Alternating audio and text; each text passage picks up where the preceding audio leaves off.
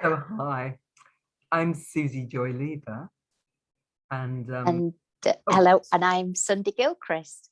hi, thank you, Sunday. Well, I've written a book about my insights on relationships called Traveling Kites, and I know Sunday through a wonderful network called the Silver Tent for women over 50, and I just was asking advice and ideas about how I could get my book to a wider audience. And Sunday said, well, maybe we could just have a conversation about relationships and see how that goes. So here I am. I work with voice. I write my own songs, and I've had a lot of experience of living, lots of ups and downs. And I hope that what we're going to share will be of help. So over to you, Sunday, and explain a little bit about you, please. Thanks, Susie. Yes, I'm a relationship coach, and I specialise in estrangement. And yet, my real love is around communication and all things relationship, really. Yeah, and so when you suggested that we would have a little conversation about relationships, I thought that's a great idea. So yeah, that's where I am. So do you want to kick off with a question for both of us? Yeah, well, we had a little chat before we jumped on here, and we're sort of thinking about, well, how do we start this off? And I came up with a suggestion of the question, what is a relationship? What is relationship? And so this is very in the moment, the thoughts around it. And there's so many different types of relationships. And I suppose that for me, the meaning of the word itself, it's in relation to something else. Which is interesting when you look at a relationship of self. But let me start with something that's external to me. So relationship with something other than me, and how I relate to that. And in the broadest context, it's, I am relating to everything that's in my environment, and spiritual, esoterical, on the ground moment. I am relating with everything. And my particular interest is, besides having a relationship myself, my particular interest is in how to have great relationships with other people. And that's been fundamental. When I think about it, it's been fundamental to my life, because I see that to get wants, needs, fun, pleasure, the creation of life, it is about relating with other people, other things as well, and relating with other people. And like many of us, I guess, my relationship started when I was little, and the bits that I don't remember. And I see how patterns in my behavior, my relational patterns, started very young, maybe even before I was born, if you really want to go into that realm. And definitely I can remember that things that have occurred in my life as a youngster, I can see that I have certain relational patterns. Some are great, some are not so great. And it's always an inner inquiry as to, well, what happened there? Those moments where relationships sort of like go awry, or both people don't get their wants or needs met, or one of them does and the other doesn't. And sometimes there's when nobody gets their wants and needs met, and I find it fascinating, this world of relationships, and how words and communication and my voice has been the main tool for having relationships with other people. And yet I know that there's so much more, the energetic, I'm sensing that as we evolve as human beings, maybe we did have extrasensory perceptions, maybe we did have telepathy, maybe we did have more relational communication skills and tools than we currently have. And it sort of blew my world away when there's a thing about the words actually are 7% of the message, and you think I did a good job of explaining myself there, and the other person hasn't checked out exactly what you meant or what I meant with those 7% of words of the 7% of the message that I gave you. And they trot off thinking that they're understanding. And then something goes wrong. And oh, that's what you meant. And it is, I think for me, it's a lovely dance between both people or more than one people. The dance of relationship and the amount of time and energy to have a good communication, to be present, to have ears, heart, and mind open. Those are some of the core ingredients that I think to have a good relationship with another person, that's what you need. There's lots more. And that's where my starter for what is real. And I'd love to hear what your expansion on what is a relationship. What is relationship, Suzi? Well, thank you. There's so many strands there that I could sort of move with and things. I suppose my basic thought is it's how authentic can we be with ourselves and with another person? I mean, obviously we can relate in all sorts of ways. We relate through roles, we relate in a sometimes mechanical way. We might go into a shop and buy something and not really respect and be aware of the person the other side of the counter. So I think my aim in relationship is relating. It's like relating from the core of who I am to the other person.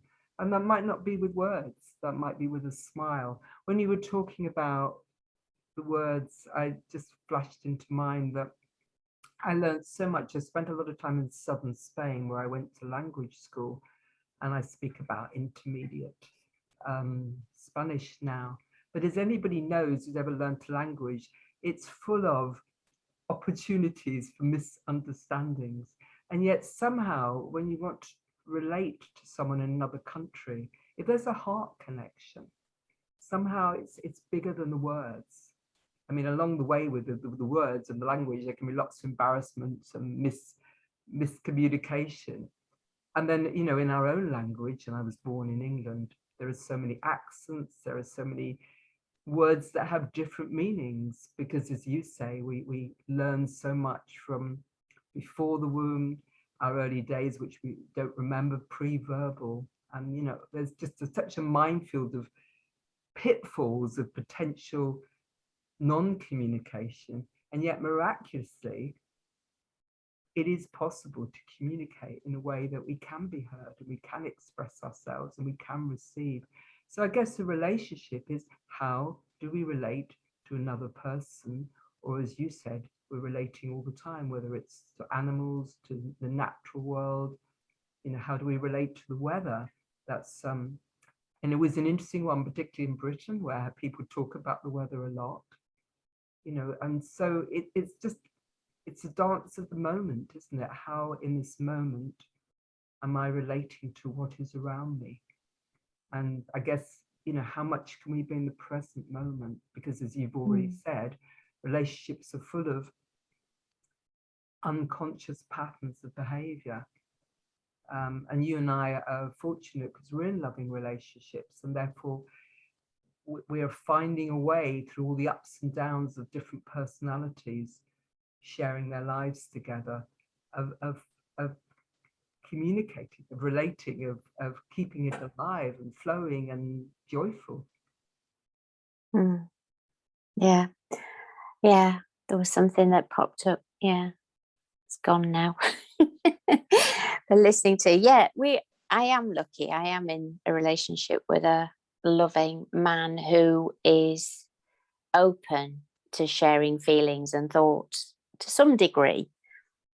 And his personality type, my personality type are very different, and it is said that you choose versions of your parents and all that. And this is my second marriage.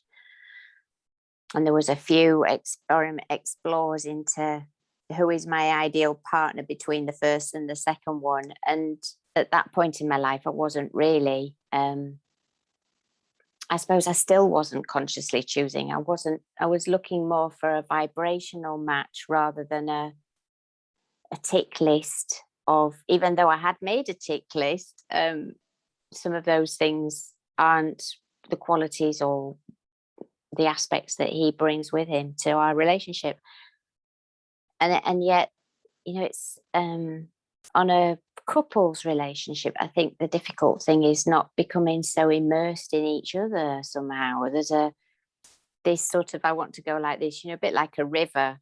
And I've got a lovely little story about a river, that we sort of like come together, go wide, get narrow, go wide, you know, and that constant flow of the change in, because nothing's constant in my relationship. You know, with my relationship with myself, there's always, some days I feel buoyant, some days I feel flat, you know, and he's just the same. And I guess that's like the weather, to bring in your point. Some days we're rainy, some days we're sunny, you know, and it for me, it's about being okay with that. And one of the most delicious things I think that we've learned is that we give each other the heads up when we're having a rainy day. It doesn't seem to be necessary to do that when we're having a sunny day in ourselves. You know, it's sort of readable, and how I can read him and how he can read me. So even before he said, I'm having a bit of a down day, or I feel angry, you know, in the past I would have taken that personally. And now I've like happily, you know, let him have that. Don't need to take it on and try and fix him or sort him or soothe him out. And there are times when I say, is there anything that I can do for you?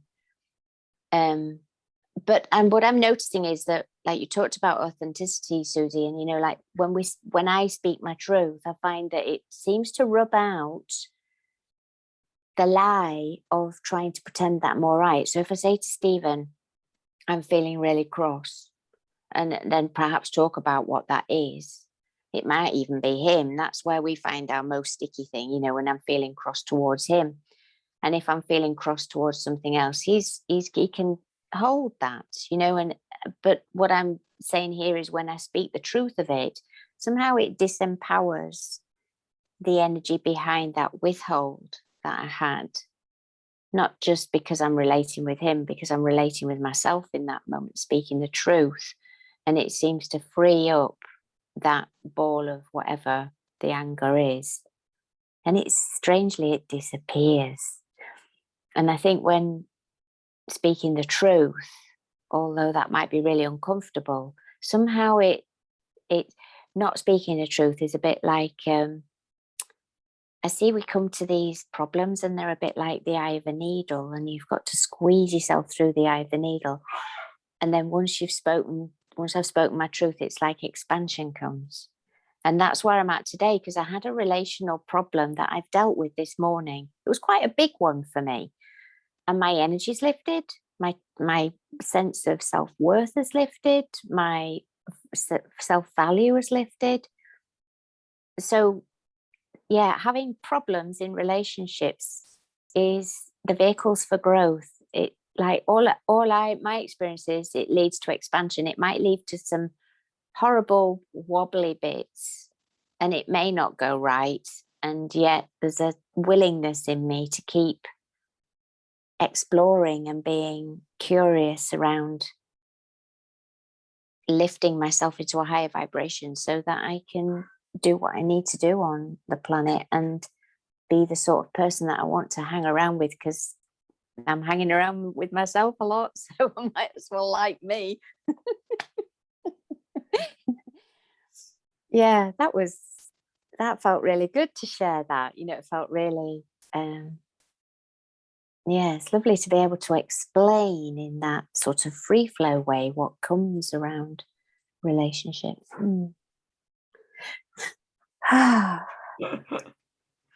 You've picked up on a core thing, really, that really it's the relationship with ourselves.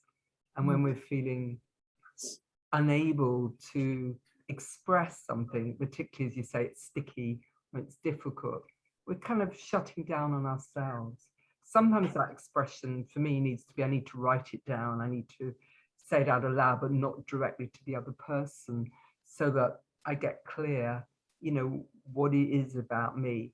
But you're right. I mean, for me, we're here to be as alive as we can be, to embrace the magic of life, all the little things, and be be as present as we can be. And I was someone who had a background of being very numb and very scared and very very closed, really. And my life is so different now that I'm more able to be myself. And I really, yeah, there are lots of things you said there I really liked, because I can't quite remember what they were, but it is, you were saying about problems in relationships. All relationships will have problems. I think some people, as I used to, imagine that other relationships don't have all these dramas. And one of the things when I started writing my book, it was inspired by talking to people and realizing how universal the essence of relationships was. And that, people identifying with, how do two people negotiate very, very different ways of looking at the world. And, and that's what's really lovely when people have read my book, because they say it's like reminders and identification, even though it's a very personal insight with my particular personality and experiences.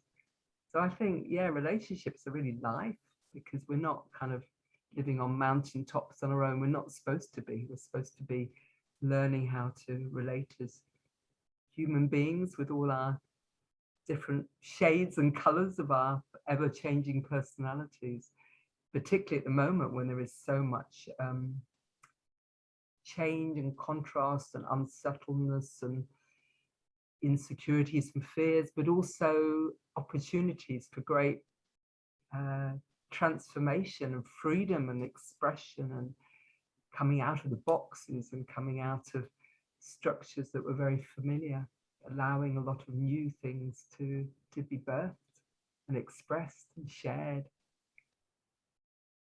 Yeah, the collective creativity of us all. Collective relationship, yeah. Human. Yeah, so yeah. Yeah, it is at this dance. We both said dance, isn't it? And yeah, the relational aspects of two people wanting different things, and how do we, because I used to think, like, it's always grated with me when I'm talking about an individual, a couple relationship now, or any, not just man woman. I'd like to speak a little bit about the man woman thing, because I've got a funny tale to tell. But this relationships between two people, and how it used to grate with me when somebody said, oh, relationships are compromise.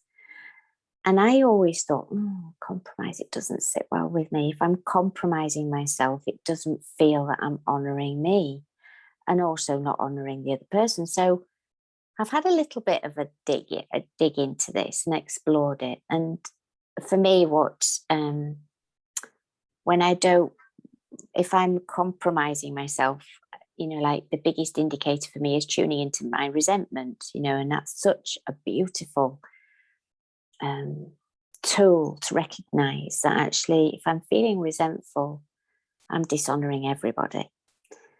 So how do I get past resentment? That was the next thing. How do I do something that I don't really want to do when somebody else wants me to do it? All of that. And it for me, it's a movable feast. There'll be days when I'm asked exactly the same requirement, and some days I'll feel resentful and some days I won't. And I think, okay, so what's going on there? And I've not yet managed to sort that one out. But resentment, I found, is really a useful tool for me to tune in when I know that I'm dishonoring myself. And if I'm dishonoring me, I'm dishonoring everybody, because I'm putting out some sort of energy that isn't harmonious, isn't authentic, isn't true, isn't real. So I came up with the word of relinquish. And that for me is a conscious choice to actually do something that it wouldn't be my preference to do. And I'm not carrying resentment around it either. So that's quite a massive leap into, well, am I just denying myself? Am I just kidding myself that I'm doing this as in a relinquishing way rather than a compromising way? So there's a whole packet of work in that to explore, like how do I give when somebody's asking me and I don't really want to? Because I don't always want to say no. Sometimes I want to do something that doesn't feel completely in harmony. And I know some people don't do that. And maybe my background has taught me that to override my no a lot. And I think a lot of people struggle with that. So where is our authentic no? Where is our authentic yes? How can I gauge this? So for me, looking at resentment was really, oh, I don't feel like I want to do that, that sort of thing. And then weighing up how much it would cost me to say no to this person. Like, because I had quite a violent childhood, if I said no, sometimes I'd get hit. So, I'd get shouted at, and it, even though my children are adults now, like honoring somebody's no is something that I've had to learn from the other side of honoring somebody else's no. So my energy is probably different to yours in that I'm a sort of push energy. So I pushed hard for what I wanted, and I can be really, my ex-husband once said, bless him, you get people to do things they don't want to do, and I thought, wow, go me. But go me. So all that explore of just that one word, really, that compromise. Is relationship a compromise? And I don't know, I'm still on that explore with that. But the other thing to bring in, actually, do you want to speak to that before I go into I think that's a really powerful thing, because for a lot of people, that's their belief, that people perhaps choosing to live on their own, which for some people is the best thing to do. I lived on my own for 11 years before I met my partner David, which is partly why it was such a challenge, negotiating and learning. I think it's also about, what are we wanting? I'm an Aries, and that makes me very restless and very much doing my own thing, and sometimes rather arrogant and very impatient and not always respectful of somebody else's point of view. And it's that, as you say, that balance between, am I being true to myself, or am I just doing my own thing, forgetting that being in a relationship actually means give and take. It actually means, would I rather be at peace, or would I rather be right? It's about, being kind to the person that I love. And so for me, I often think it's a very good break on the part of me that can be quite selfish and quite arrogant and quite intolerant, which, obviously there are aspects of that can be helpful. When they're too extreme, they're just not very nice to be around. So in terms of compromise, I feel like it's choices. I'm not actually legally married, so I've chosen and re-chose several times to stay and, to share my life and to live with my partner. And I think, compromise it's a heavy word, and it really, to me, suggests losing yourself in another person. And for me, it's I'm living with my best friend, who's delighted for me when I'm when I'm shining, when I'm kind of empowering myself, when I'm taking steps forward. So yeah, I think compromise, I think it's more give and take, I think, and it's probably, and how you work that out in terms of any of your relationship is a personal thing. But obviously when it's unhealthy is when a relationship is more one-sided than the other.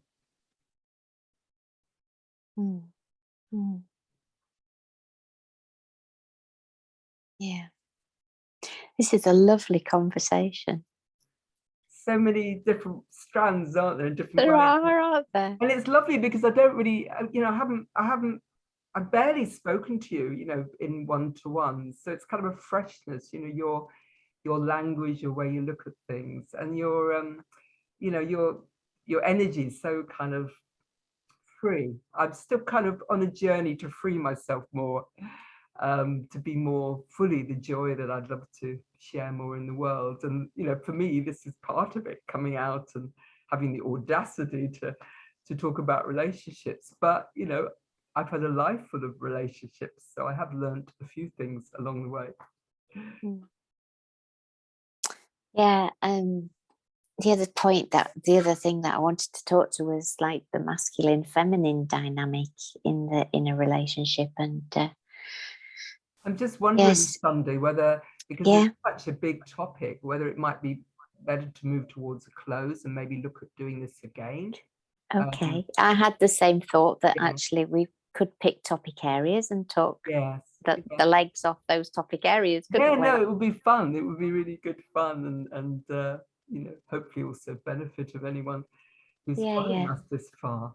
But yeah, great, thank you, because it was your original suggestion, and then I wasn't quite ready for it, and then there'd been lots of obstacles and different things, and we thought Zoom wasn't going to be kind to us today. So thank you so much. Yeah, thank you, Susie. That's been a delightful conversation.